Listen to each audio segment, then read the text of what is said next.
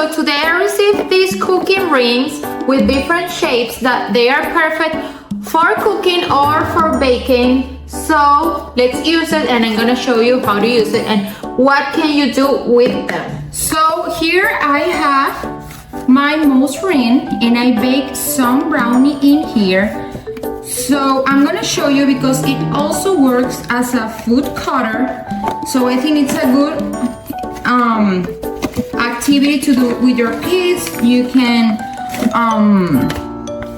bake some brownies or something like that, and then you can cut them with this ring. I have my brownie, here's my ring, and I'm going to cut this.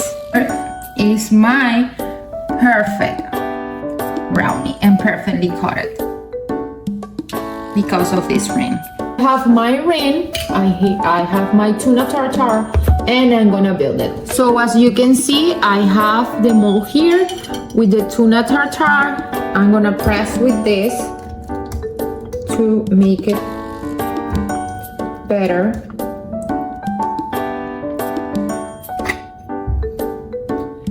And I'm going to show you. I'm gonna take this out and look at this. It's done and it's perfect. It's beautiful.